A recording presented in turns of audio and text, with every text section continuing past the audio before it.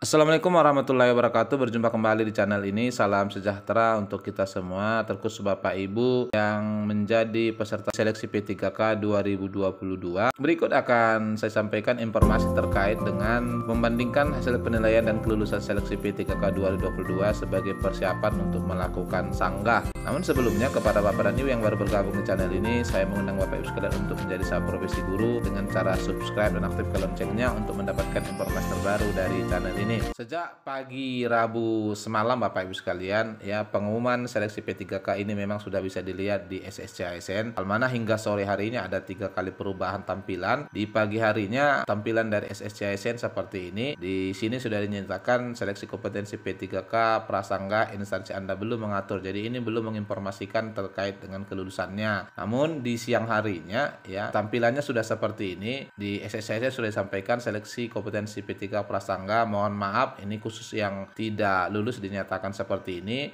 Kemudian yang lulus, ya, dinyatakan sudah lulus prasangga. Nah, tentu saja yang sudah lulus prasangga, Pak Ibu tinggal menunggu hasil sanggah nanti apakah masih berubah atau tidak. Kemungkinan kalau tidak berubah maka langsung ke pemberkasan. Bagi Bapak Ibu yang belum lulus masih berpotensi untuk melakukan sanggah sesuai dengan apa yang nantinya Bapak Ibu sanggah. Ini poin pertamanya. Lalu di sore harinya Bapak Ibu sekalian, nilainya sudah dikeluarkan oleh Panselnas melalui SSC-ASN. Terutamanya ini adalah untuk observasi, ya, yang mana sebelumnya peserta observasi memang belum pernah mengikuti ujian. Nah, di sini disebutkan nilai wawancara 38,275, manajerial 95,687, nilai sosial kultural 95,687, teknis itu 478,435, sehingga nilai murninya, ya, adalah 708,084. Kalau kita perhatikan untuk observasi, ya, nilai wawancara ini yang kemudian membuat kita bertanya-tanya kira-kira nilainya dari mana. Begitu juga dengan manajer sosial. Kalau kita perhatikan komponennya ini seperti ujian chat secara umum, ya.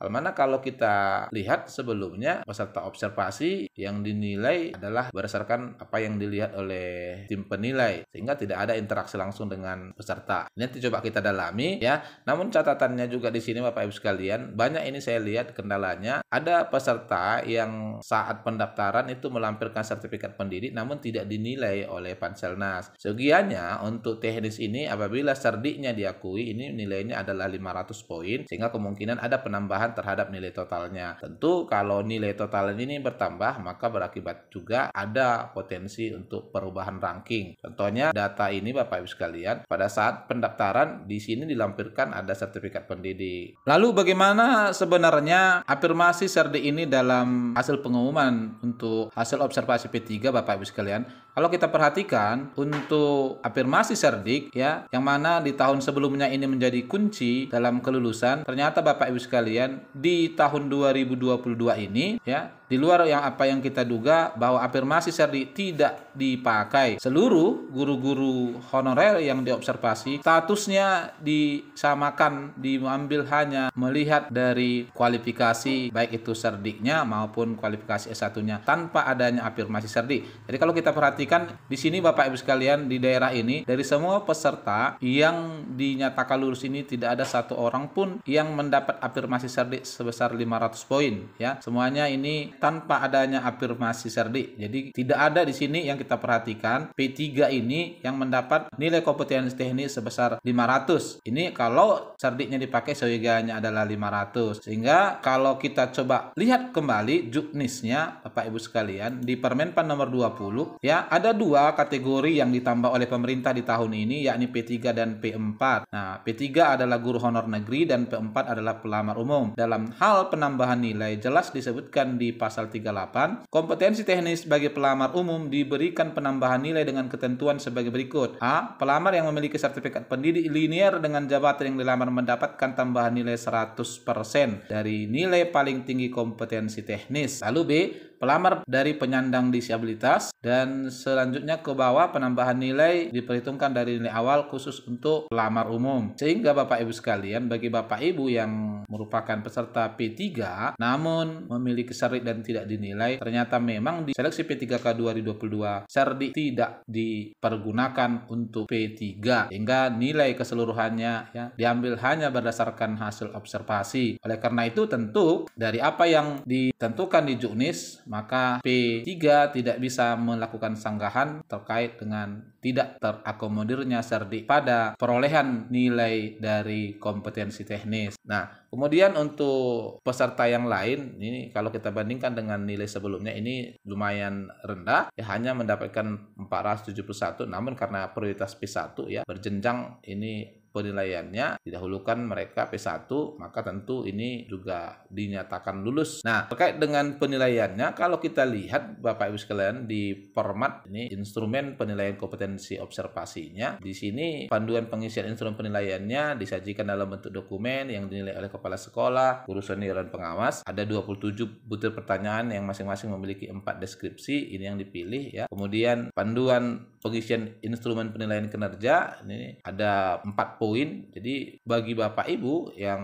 kalau kita perhatikan ada dari beberapa sekolah sama sekali tidak ada yang lulus, namun ada dari beberapa sekolah yang hampir semuanya lulus. Maka kalau penilaiannya yang menentukan perbedaan di pemberian poin ini Bapak Ibu sekalian yang menyebabkan nilai-nilai tadi berbeda ya. Ini kalau kita bandingkan, kalau menurut angka ini bagi Bapak Ibu yang diberikan poin 4 keseluruhan terhadap poin-poin yang ditanyakan tentu nanti mendapatkan nilai yang paling tinggi. Itulah barangkali yang membuat ya untuk nilai observasi ini kalau kita coba hubungkan terhadap pemberian poinnya ini untuk teknis dan juga sosial kultural dinilai menurut jumlah skor yang didapat per skor maksimum, nanti didapatlah nilai ini seperti ini. Nah, hal mana kalau kita bandingkan pada poin-poinnya Bapak Ibu sekalian untuk persiapan sanggah ya, bagi Bapak Ibu yang hendak melakukan sanggahan, bagi rekan-rekan yang sudah dinyatakan lulus oleh Kemendikbud pun sebelumnya masih dimungkinkan sanggahan, sehingga kemarin ada 3043 pelamar yang kemudian dibatalkan penempatannya. Nah, terkait hal ini dijelaskan di sini alurnya Bapak Ibu sekalian ya. Untuk P1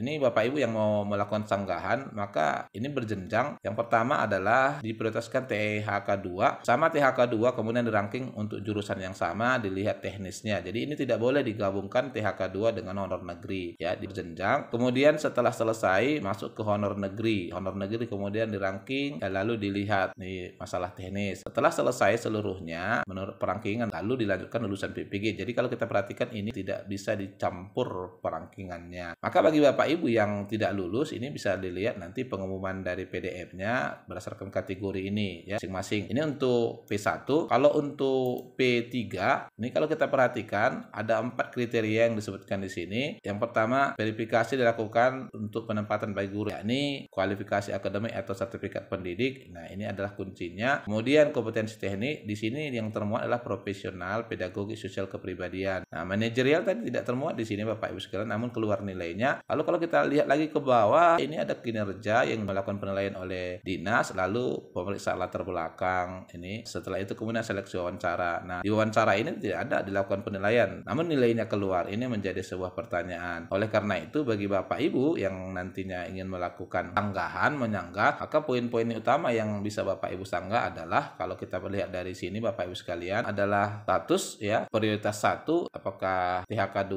atau honor negeri, ini barangkali yang bisa disanggah. Namun bagi rekan-rekan yang ternyata memang tidak bisa menyanggah karena memang nilainya juga tidak begitu terpublis terkait hasil observasi ini, Pak Ibu tidak usah khawatir. Sebelumnya Kemendikbud sudah menyampaikan bahwasanya nanti di tahun 2023 ini ya daerah akan membuka kembali penerimaan P3K guru sebanyak 580.000 Bapak Ibu sekalian. Kalau hitung-hitungannya ini untuk guru-guru honor negeri ya hanya sekitar maksimum 300.000, maka ada 280.000 ini peluang untuk umum. Artinya peluang Bapak Ibu di sini jauh lebih besar kalau tidak bisa mendapatkan formasi di 2022. Hal mana seperti yang dijanjikan oleh Kemendikbud, formasi itu apabila tidak diajukan oleh daerah akan dibuka oleh pusat, dan Kemendikbud menjanjikan bila formasi sudah dibuka, Bapak Ibu yang sudah mengikuti seleksi 2022 tidak diharuskan mengikuti seleksi 2023. Langsung nanti Bapak Ibu tinggal diarahkan untuk menduduki formasi. Nah, ini barangkali Bapak Ibu sekalian ya, kiranya